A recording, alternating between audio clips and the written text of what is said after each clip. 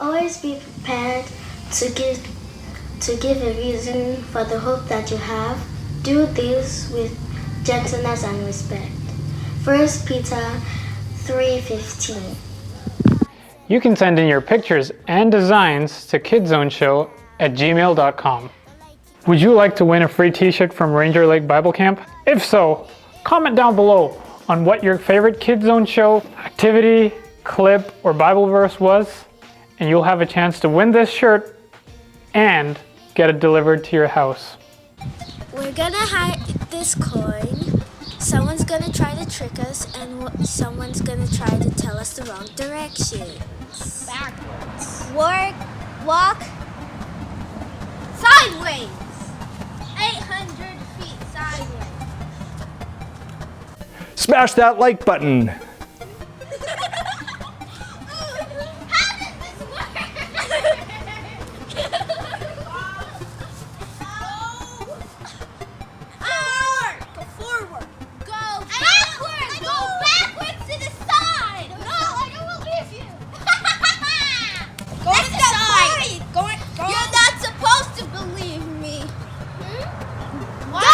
Don't worry. I didn't say anything.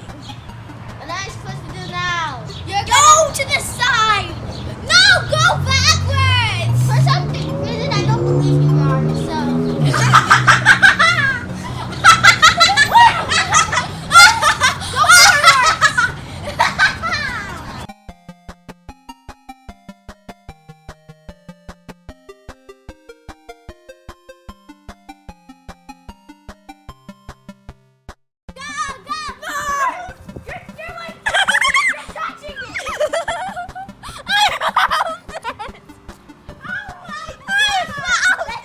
How did the blindfolded person know which directions to follow? And how can you know God's directions?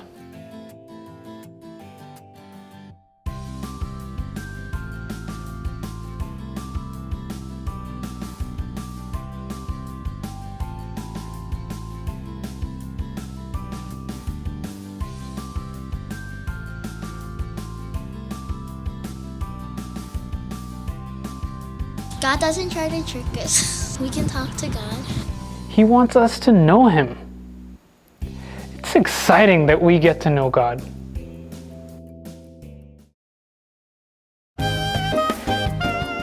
Welcome to the Armchair Traveler, the first-class show about how to travel on a third-class budget. Today we'll take a tour of Athens, Greece. Athens, one of the most beautiful cities in the world. Filled with temples, filled with art, filled with... Idols. Pardon? Athens is filled with idols. You see, the people who live here believe there are many, many gods, and different people worship different ones. You can see some of the gods there on that busy street. Those statues are gods? Actually, they're idols built to the gods, and people pick out the ones they want to worship. The one on the far left is Humidity, the god of hot, sweaty days. See how he's slumped over because he's so hot, how his tongue is sticking out because he's been panting, and how tired and sweaty and nasty he looks. Why would someone worship humidity? Beats me. The next idol to Humidity is much more popular. That's Sylvania, the goddess of light. See how her right hand is stretching out toward the sun, and her left hand is stretching out toward the moon. Why does she have such a pained expression on her face? Like something is hurting her. That's because she's also the goddess of firelight, so she's standing on hot coals. That's gotta hurt. The next idol is Lottarinia, the goddess of good luck. You'll notice that she's all chipped and nicked and standing sort of crooked, leaning to the right. Yeah, what's with that? People believe that carrying a piece of Lottarinia brings good luck, so they've chiseled off most of the marble base the idol is built on. People take the chips to sporting events and other places where they make bets. So being the goddess of good luck hasn't been so lucky for Lottarinia? Nope. And the last idol is someone really special. You mean that plain statue that guy is looking at so closely? It doesn't look all that special. Ah, but that's the idol built to the unknown god. Athenians don't want to accidentally leave a god out, so they built an extra idol, just in case. The guy standing next to the idol, he's turning to face the crowd on the street. He's starting to say something, and people are actually listening. Look at how he's pointing to the idol of the unknown God, and then pointing to the crowd. He says he knows who this unknown God is, that this God doesn't live in temples and he's not carved out of stone, gold, or silver. He's saying that there's a real God, and that the real God wants us to quit doing bad things and come to him in faith. And that the real God proved he's the real God by raising Jesus from the dead. Wow, that's big news! Listen to how the crowd is responding. They love this guy. Who is he, by the way? I think it's the Apostle Paul. Well, the crowd is asking him to go to Areopagus so he can share his new idea with an even bigger crowd. And Paul is doing it. He's walking off with the crowd. We should go with them. Great idea! But that's all the time we have today. Thanks for joining us here on the Armchair Traveler, and for both of us, I want to wish you happy trails everywhere you go. But before we go, let's give a hand for all our outstanding actors.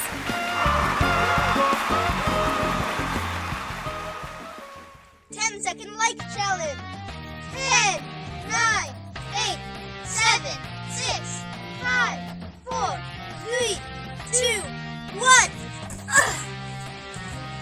Our key verse from the Bible tells us who God is.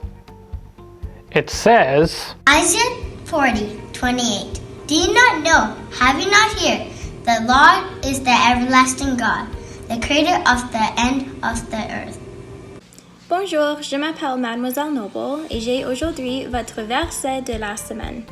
Voici Ésaïe 40:28. Ne le sais-tu donc pas? Et n'as-tu pas appris que l'Éternel est Dieu de toute éternité? C'est lui qui a créé les confins de la terre. since we can't really see or touch God, How can we know God is real?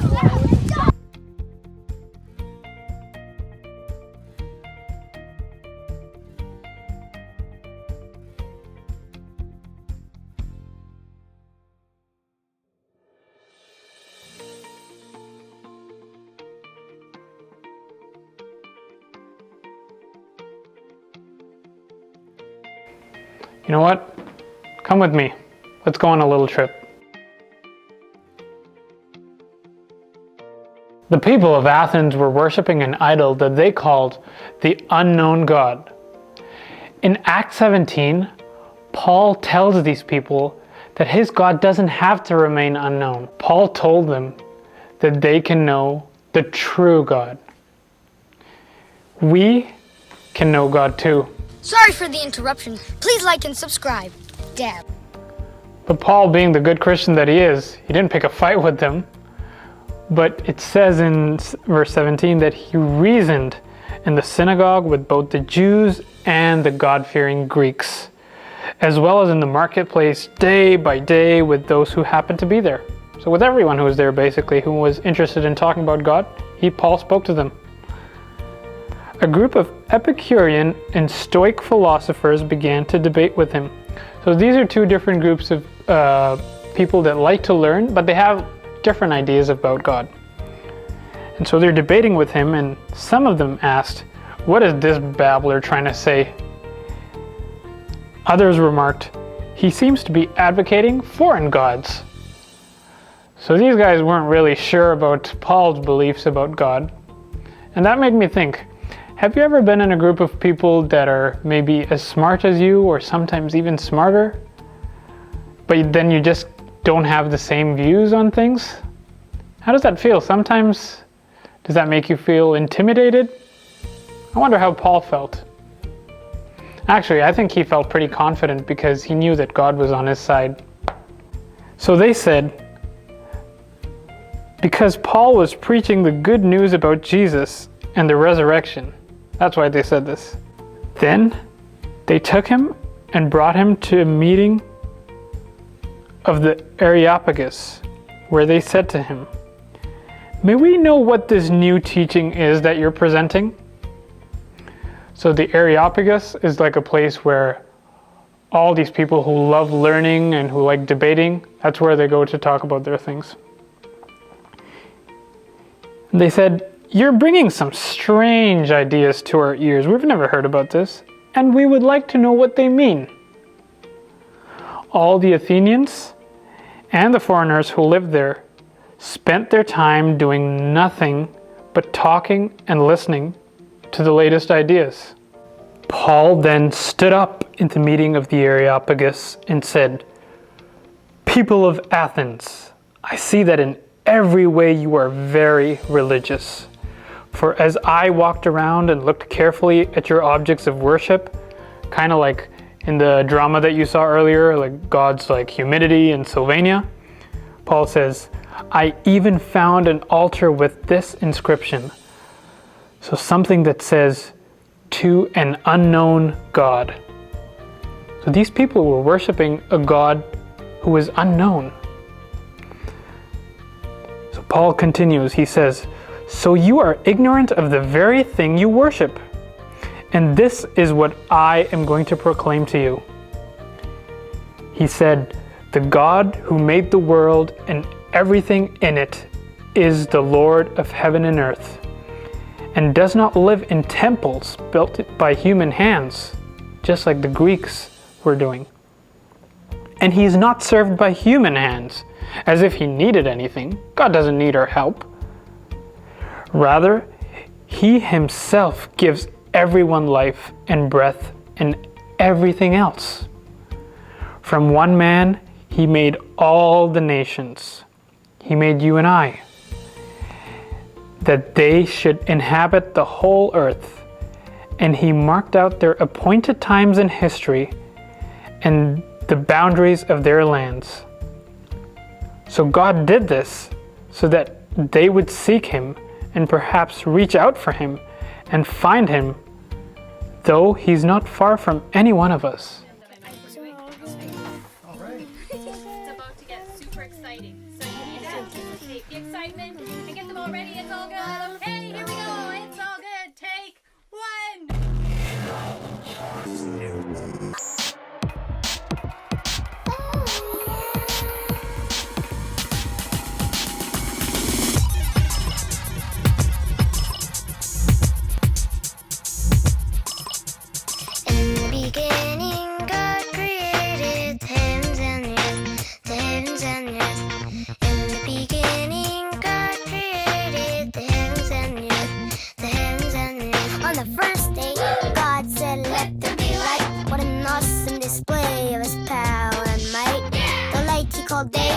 The dark he called night, and God said it is good. In the beginning, God created the heavens and the earth, the heavens and the earth.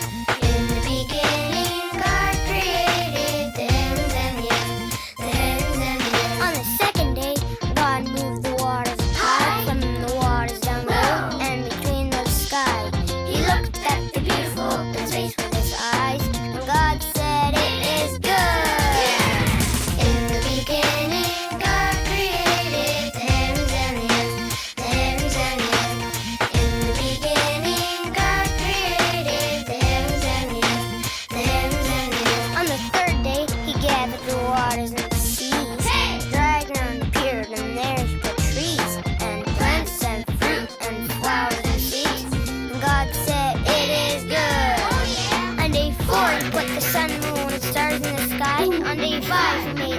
And all the other things that fly, creatures in the water from the path of the sea, and God said it is good. In the beginning, God created the heavens and the earth, the heavens and the earth. In the beginning, God created the heavens and the earth, the heavens and the earth. On day 6, God must have had so much fun. He made the animals that hop, walk, jump, and run. Zebras, monkeys, dinosaurs, elephants, lions, giraffes, skunks, and hyenas. How he must have laughed. But his favorite creation he had saved for the end. Of everything he had made, his very best friends were people. He started with Adam and Eve. In his very own image, he created these. Beat, go and beat, beat, go and beat, go and beat, beat, go and beat.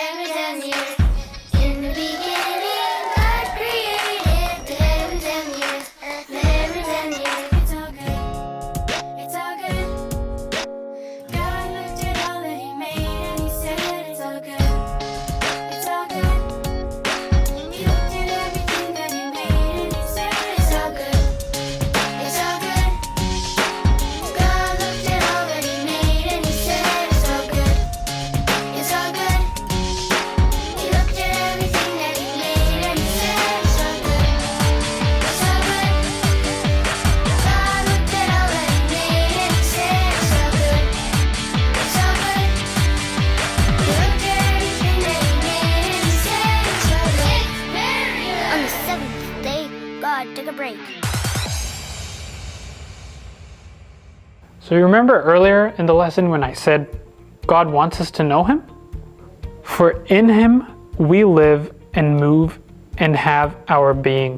He has given proof of this to everyone by raising Him from the dead. Now, who was that person that Paul was talking about who was raised from the dead? If you were thinking of Jesus, you're right. Jesus is the only way through whom we, as normal human beings, can personally know God the Father. And this God the Father, who is known to you and I, was unknown to the people in Athens. But when Paul mentioned the resurrection of the dead, a lot of these people were really unhappy. They were like, what are you talking about? You can't die and then come back to life. But then there were other people who were curious and interested and wanted to hear more about what Paul had to tell them. And as you can imagine, this gave Paul even more opportunities to share about the one true God who wants to make Himself known to you and I. Let's play a little game. He's the king, and if he says the king commands, then do it. If he doesn't, don't do it. King commands jump. King commands stop. Off to the dungeon. No! No! Go swing. Yes! Not! Off to the dungeon! Off to the dungeon! Okay! Let's go on the trampoline! We don't need to do a bunch of silly motions or create idols like the people in Athens were doing to know God. We can know God personally through reading our Bibles, through praying to Him, through going to church, and also by talking about Him to others who don't know God. Kind of like how Paul did. And when you do that, you are going to see how powerful God is and how cool it is to see when He uses you to do His work. And what do you think is the best way to get to know God?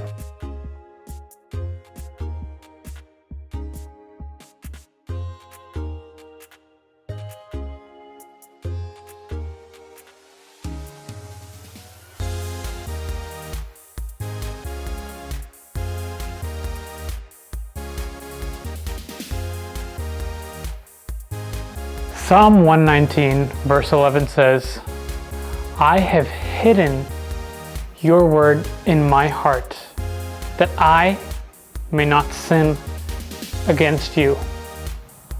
Thanks for watching!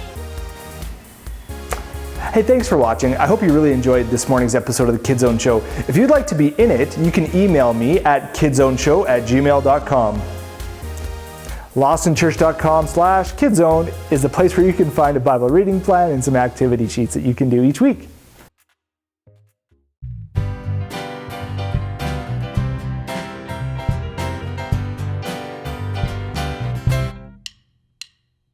I know He rescued my soul. His blood has covered my sin. I believe my shame is taken away. My pain is healed in His name. I believe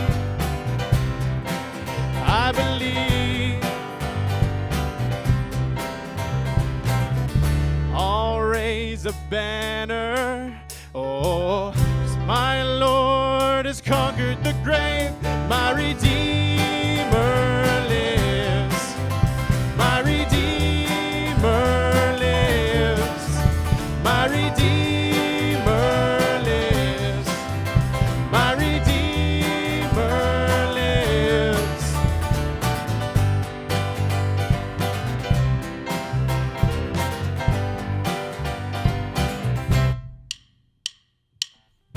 I know He rescued my soul. His blood has covered my sin. I believe I believe. My shame is taken away. My pain is healed in His name. I believe. I believe. I'll raise a banner. Oh, 'cause my Lord has conquered the grave. My Redeemer lives. My Redeemer lives. My Redeemer lives. My Redeemer lives. You lift my burdens. I'll rise with you. I'm dancing on this mountaintop to see your kingdom come. My Redeemer lives. My Redeemer lives.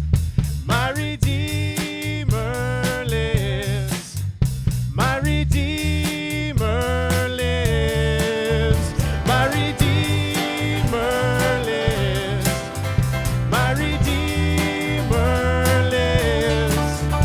My Redeemer lives. My Redeemer lives.